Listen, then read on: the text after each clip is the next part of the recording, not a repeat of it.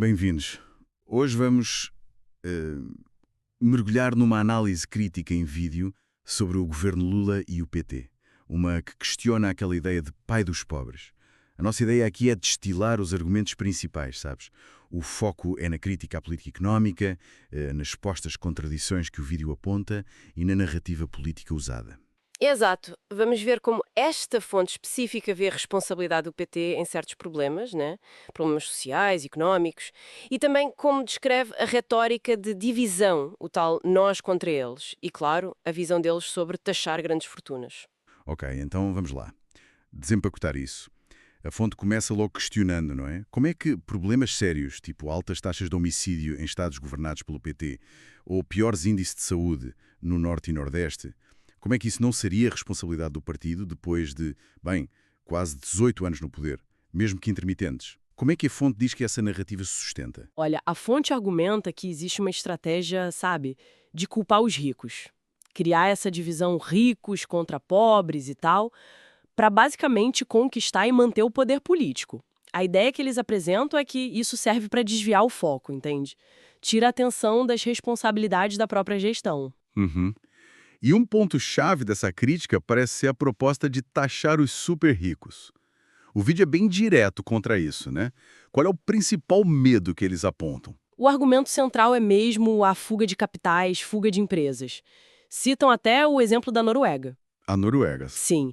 E aí as consequências que eles pintam são, bem, menos empregos, menos investimento e, o que é curioso, até menor arrecadação de impostos, fora a inflação e preços mais caros para todo mundo. E eles tentam mostrar que isso não afetaria só os super ricos, que o impacto seria mais geral. Tentam, sim.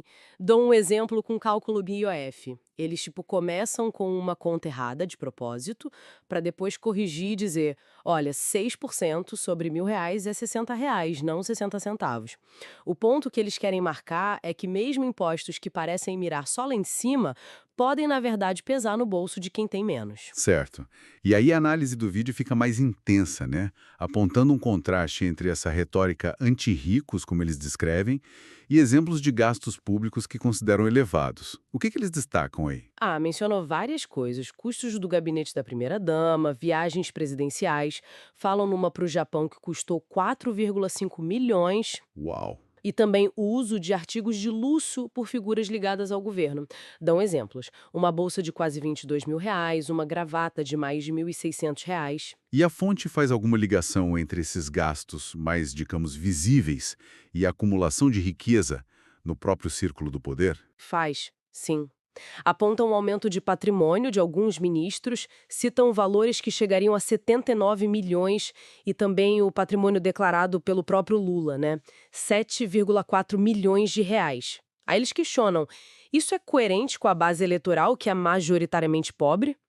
E ainda mencionam doações de campanha, 24 milhões de bancos e empreiteiras. Hum. E os lucros recorde dos bancos, 108 bilhões de reais em 2024. A fonte sugere que essa proximidade com setores bilionários contradiz o discurso, entende? Entendo. A fonte também menciona impactos econômicos sentidos diretamente pela população, certo? Que exemplos eles dão? Falam de um aumento de 12,5% na gasolina, logo no primeiro ano do governo atual, e também a sanção daquela taxa da blusinha nas compras online, tipo Shopee.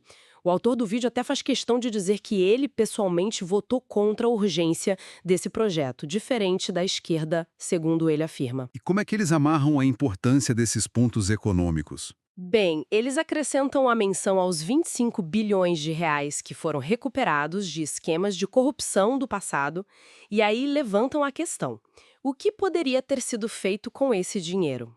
Em saúde, infraestrutura, reforçando a crítica sobre as prioridades e a gestão dos recursos públicos, né? Chegando então à conclusão da fonte.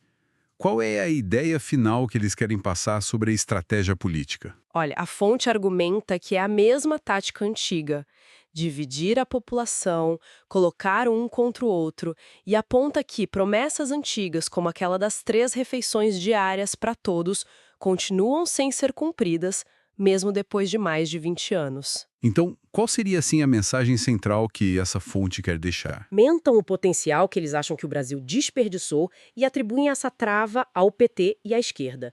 A fonte termina de forma bem emotiva, falando em lágrimas mentirosas que, na visão deles, causam sofrimento real para as pessoas. Certo. Então, o que a gente tira dessa análise específica que vimos hoje? É uma crítica bem forte, né? Ao governo Lula, ao PT. Focada numa suposta desconexão.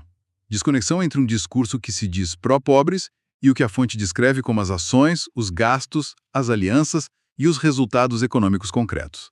Exatamente. A fonte nos faz pensar sobre como certas fórmulas políticas podem persistir ao longo do tempo, né? E o contraste que o autor do vídeo faz entre essas narrativas e os resultados que ele vê na vida real das pessoas. E fica no ar a pergunta que essa análise levanta. Até que ponto repetir uma abordagem política como a que a fonte descreve pode acabar influenciando ou até mesmo escondendo a avaliação das suas consequências práticas a longo prazo? Algo para a gente continuar a refletir.